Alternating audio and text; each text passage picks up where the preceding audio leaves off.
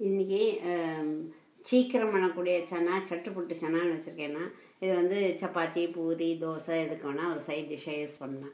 இதுக்கு வந்து எங்கள் ஊர்லலாம் சன்னா தான் கிடைக்கும். அதனால் முதல் நாள் ஊற வச்சு இது மாதிரி வேக வச்சு எடுத்து வச்சுருக்கேன். உங்கள் இதில் வந்து டிண்டு கிடைக்கும், அது போட்டால் உடனே கொதிச்சிடும்.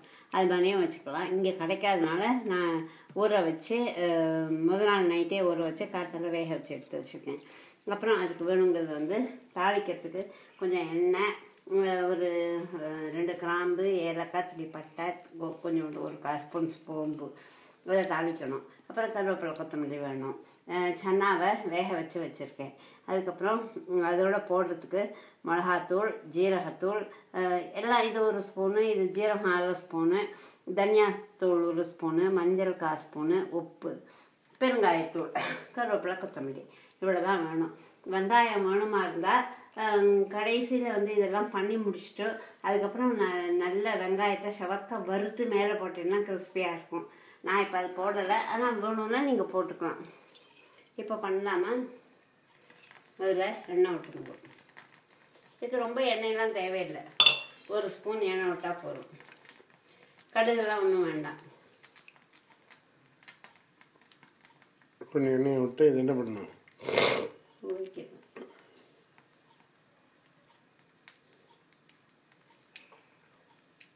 கிராம்பு, ஏலக்காய், பட்டை, சோம்பு அதை போடணும். அது புரியணும். சோம்பு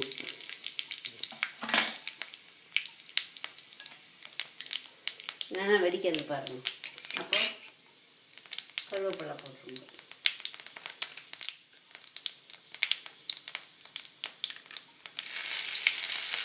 அப்புறம் இந்த பொடியெல்லாம் மிளகாத்தூள், ஜீரகத்தூள், தனியாத்தூள், மஞ்சத்தூள், உப்பு வந்து கடைசியில் போட்டுக்கலாம்.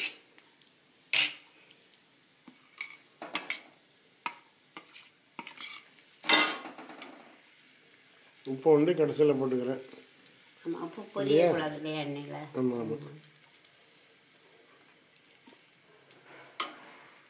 பெருங்காயத்தூள்,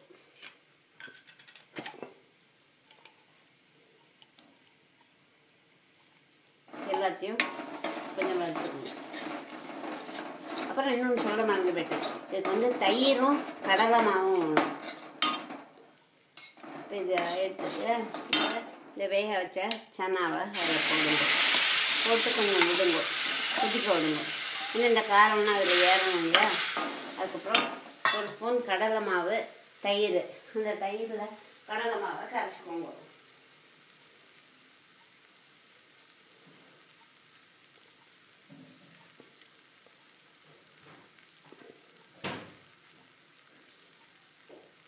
இது அப்படியே வேகணுமா கொஞ்சம் நாளி? கொஞ்சம் கொதிக்கணும், அந்த காரம்லாம் அதில் ஏறணும். இப்போ உப்பும் போட்டுடலாம். கொஞ்சம் உப்பு போட்டுருங்க, வேணுங்கிற அளவு. வேணுங்கிற அளவு. நான் வேக வைக்கும்போது உப்பு போடலை. உங்கள் ஊர் டிண்டு இதுவும் ஃப்ரோசனும் இது இருக்காது, உப்பு இருக்காதுல்ல? இருக்காது. அப்புறம் 1 ஸ்பூன் கடலை மாவு. 1 ஸ்பூன் கடலை மாவு. 1 ஸ்பூன் போட்டால் போதும். அப்புறம் தயிர் ஒரு 1/2 கப்பு. நான் அளக்கல்ல கண்ணாக விடுறேன், அவ்வளோதான். இது என்னென்னா கரைச்சிக்கோங்க. கட்டி இல்லாமல் கரைக்கணும்.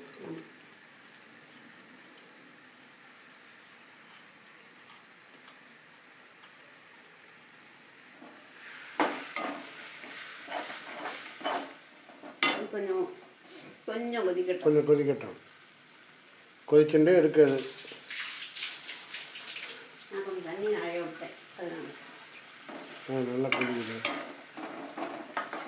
இந்த கடலை மாவு விட்டால் கெட்டி ஆகிடும். இந்த தயிரும் கடலை மாவும் கரைச்சி வச்சுருக்கோம், கரைச்சி வச்சது அதை இதில் விடுங்க. அதை 1/4 ஸ்பூன் கடலை மாவா? 1 ஸ்பூன், 1 டீஸ்பூன் கடலை மாவு, 1/2 கப்பு தயிர். 1/2 கப்பு தயிர். இப்போ இது கொதிக்கணும். கொதிக்கும்போது கொத்தமல்லியை இப்படி போடுங்க. சரி, இப்போ வந்து வெங்காயம் போடணும், இப்போ தான் போடணுமா? வெங்காயம் போடணுன்னா இதை அணைச்சிட்டு வெங்காயத்தை வெறுமனே வெங்காயம் போட்டு வதக்கினா அது சப்ஜி மாதிரி ஆகிடுது நல்லா இல்லை. அதனால் வெங்காயத்தை நல்லா ஃப்ரை பண்ண மாதிரி நல்லா செவக்க எண்ணெயை விட்டு வறுத்துனா அதை மேலே தூவினா கிறிஸ்பியாக இருக்கும். இதை இறக்கிட்டு இன்னும் இறக்கிறதுக்கு டைம் வரல. இதோ கொதிக்கணும். இந்த கடலை மாவு பச்சை வாசம் போகணும் இல்லையா, பச்சையாக தானே போட்டிருக்கேன்.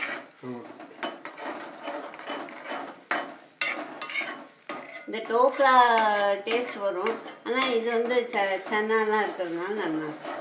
இது எதுக்கு வச்சுக்கிறது? சப்பாத்தி பூரி சைட் டிஷ்ஷு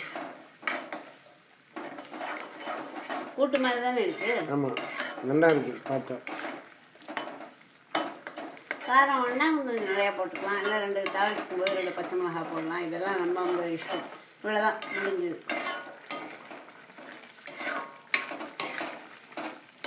அவ்வளோதானே? அவ்வளோதான். சட்டுப்புட்டு சன்னா ரொம்ப சீக்கிரம் பண்ணிடலாம் பாருங்க. வித்தின் 5 minutes சன்னா மட்டும் ரெடியாக இருந்தால் அவங்க ஊர்லேயோ டின்னு கிடைக்கும், போட்டு பண்ணிடலாம். அவ்வளோதான், பண்ணி பாருங்கள். All the best, thank you.